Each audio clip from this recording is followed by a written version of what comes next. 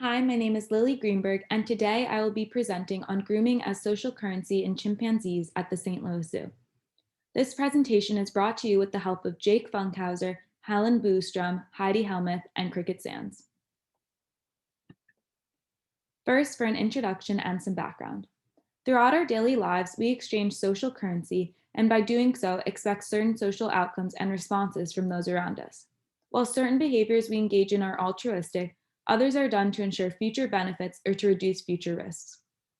Chimpanzees, as well, create social relationships that define how they interact and with whom.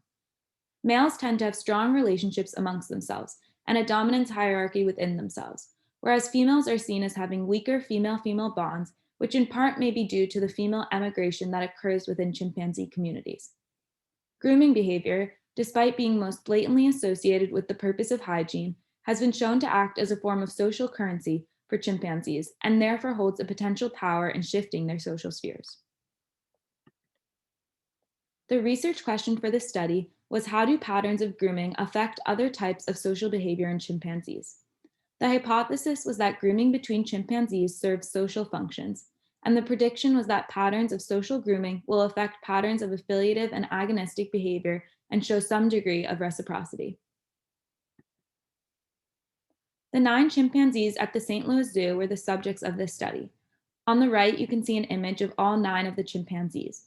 The top row shows the male chimpanzees, who are Hugo, Jimmy Yu, and Kijana. The middle and bottom row show the females, who are Beauty, Rosebud, Malinzi, Bakari, Utamu, and Tammy. For this study, I utilized video camera trap files from the months of March to September of 2020 and an all occurrence method of data collection. Each clip was a minute long. I screened 5,764 clips and scored 389 clips. I recorded any grooming bouts and who they were between.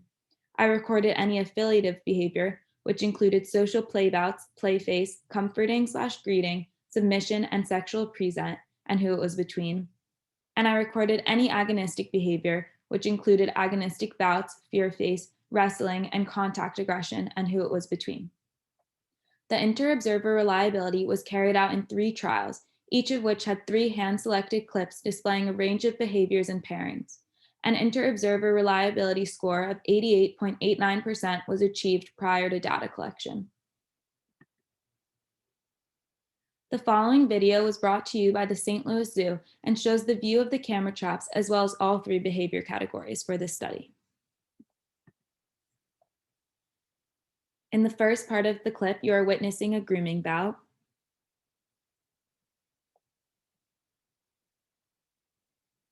In the second part of the clip, you are witnessing affiliative behavior.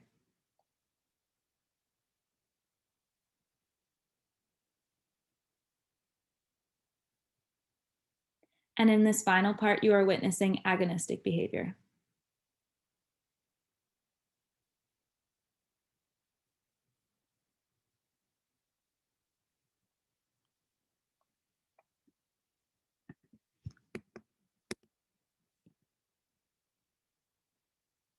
Here's a graph of the number of observations for each chimpanzee dyad, starting with female-female, then female-male, and lastly male-male dyads.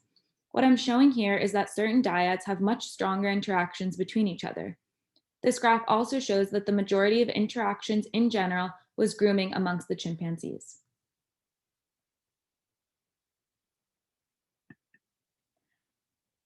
This is a series of pie charts, each of which represent one of the 3 behavioral categories. After aggregating across all dyads, the results show female-female and female-male interact more than male-male dyads for both grooming and agonistic behavior.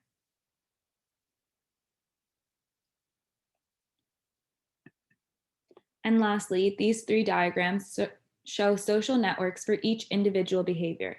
The one on the left is for grooming, the one in the middle is for affiliative behavior, and the one on the right is for agonistic behavior.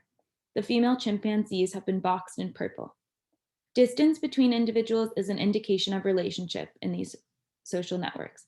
Far apart distance shows a weaker relationship, whereas closer together shows a closer relationship.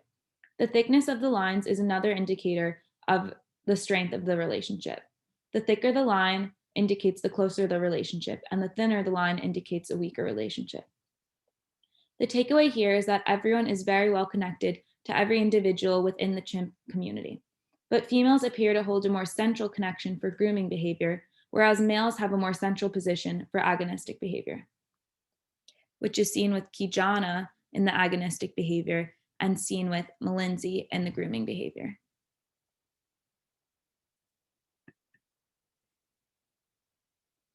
This study investigated how grooming serves as a form of social currency for chimpanzees.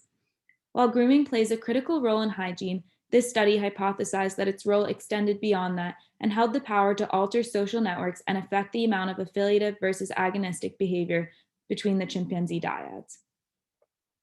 The majority of interactions across dyads was found to be grooming, and that frequency showed up whether the chimpanzees were infrequent or frequent social partners. This balance across these pairs and across the entire group shows that the group is stable and that the entire group is integrated in a social network and functioning within the social system. We found that affiliative behavior is unable to rule out agonistic behavior to the same degree as grooming behavior. Perhaps this is because affiliative behavior shows a more surface level or maintenance level relationship, whereas grooming is higher up on the relationship hierarchy and actually involves a degree of trust. Male-male dyads were observed in the smallest percentage of both grooming and agonistic bouts, each making up only 8% of that entire behavior category. This is an interesting finding because in previous studies, it was noted that males have a strong relationship amongst themselves. So perhaps this is built upon something other than grooming. Since male chimpanzees are the home bodies of the species and females rather emigrate to new locations to avoid inbreeding, female bonds are often weaker. This could explain why female-female and female-male dyads took over the majority of the pie charts when broken down into each behavioral category. Perhaps this shows an attempt at fostering and maintaining these bonds through direct effort, which is something the male-male relationship may instead obtain by growing up and staying within the same community. The strength of the social networking does in fact show how chimpanzees prefer to engage with whom they have engaged with previously. These social network diagrams show clearly how dyads are not randomized, but rather reinforce themselves through ongoing social behavior. This study did not look into directionality of behavioral bouts. However, future studies could look more specifically into who is grooming who, or who is being agonistic versus fearful in the agonism bouts.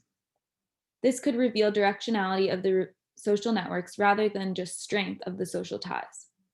This study divvied up bouts of more than two into all the possible dyads within the group. Future studies could do analysis of bouts that included more than two chimpanzees and see how these groups play into the social networking of chimpanzees.